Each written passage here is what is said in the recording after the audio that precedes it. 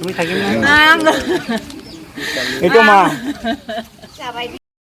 চৌদিশে এতিয়া ভুৱা ফাৰ্মাচিষ্টৰ দপদপনি দেখিবলৈ পোৱা গৈছে আৰু বিভিন্ন সময়ত দেখিবলৈ পোৱা গৈছে যে ফাৰ্মাচিষ্ট নোহোৱাকে চলাই আছে ফাৰ্মাচী আৰু এইবাৰ বৰপেটা ৰোডৰ সমীপৱৰ্তী মাঝগাঁৱত সংঘটিত হৈছে এক ভয়ংকৰ কাণ্ড। মেদুকলা বেজি দিয়াৰ ফলত এজন যুৱকৰ মৃত্যু হোৱাৰ অভিযোগ উত্থাপন কৰিছে পৰিয়ালৰ লোকে। হয়, ভুৱা ফাৰ্মাচিষ্টে মেদুকলা বেজি দিয়াৰ ফলত খাটালপাৰাৰ বাবুল ৰামচিয়াৰীৰ নামৰ এজন যুৱকৰ মৃত্যু হোৱাৰ অভিযোগ উত্থাপন কৰিছে পৰিয়ালৰ লোকে। আমাৰ এটা দৃশ্যাংশ আৰু মন্তব্য আছে, আমি সেয়া দেখুৱাবলৈ আপোনালোকক যত্ন কৰিম। বাবুল ৰামচিয়াৰী আমাৰ গাঁৱৰে ল'ৰা, খুব বয়স হৈছে যদি 24-25 বছৰ বয়সৰ ল'ৰা, কিন্তু বিয়া বাৰু কৰিছিল। 3 বছৰৰ ল'ৰা এটা ৰৈ গ'ল, দুখৰ বিষয়। আজি বিৰাট লজ্জাজনক কথা এটি, সমগ্ৰ অসমত BTCত হওক কিবাত হওক আজি শিক্ষকে যে এই যে 2 নম্বৰী এটা কাম কৰিল, এইটো সমগ্ৰ অসমৰ মাষ্টৰ ষ্টাফৰে তাৰমানে বদনাম।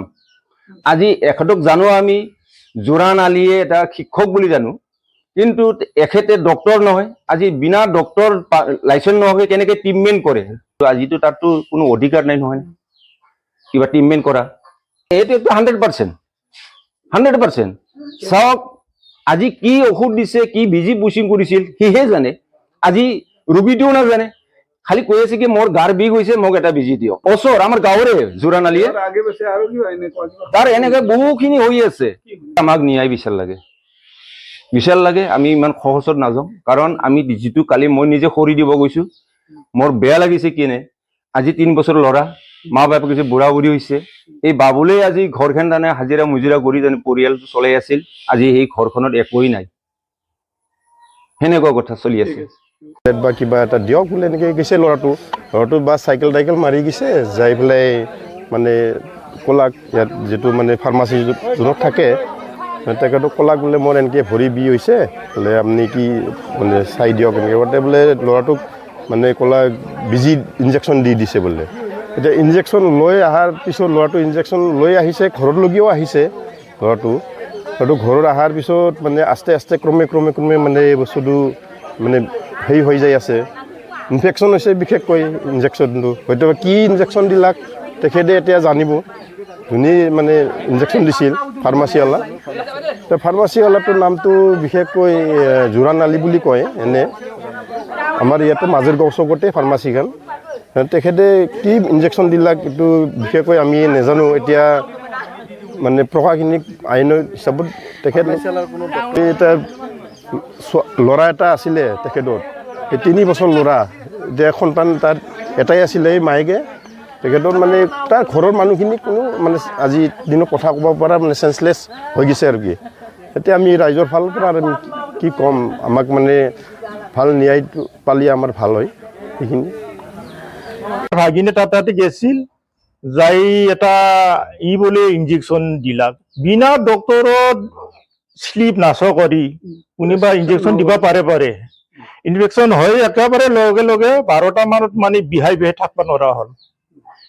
ইমান মতলব গৈছে, লগে যোনটো জাগাত অলপ বিহাইছিল মানে একেবাৰে ফুলি যায়, কালা অৱস্থা হৈ গৈছে, উঠবা নোৱাৰা। Reaction 100% reaction. এতিয়া আমি এইটো বস্তু মেডিকেল জাজ কৰিব দিছো, ইটো ৰিপৰ্ট আহিলে গোটেই আহি যাব। এফআইআৰ দিয়া হৈছে আৰু এইটো আমি গোটেই পাব্লিকক জনাওঁ। বিনা তাৰ চাৰ্টিফিকেট নোহোৱা মানুহ ইটো এৰিয়াত কেনেকৈ কি কৰি আছে এইটো পাব্লিকে বুজিব লাগিব। এইটো ঘটনা মোৰ লগতে হৈছে, কালি বেলেগৰ লগতো হ'ব পাৰে। এইটো আমি কৰিব লাগিব, মানুহ পাব্লিকে জাগব লাগিব। প্ৰশাসনে কি কৰে, এতিয়া প্ৰশাসনেও এইবিলাক কৰা লাগিব, জাজ কৰক তাৰ ফাৰ্মাচীত না এক্সপায়াৰ ডেটত ঔষধ আছে না কি হৈ আছে, তাতে প্ৰশাসনে ইনকুৱাৰী কৰিব লাগিব।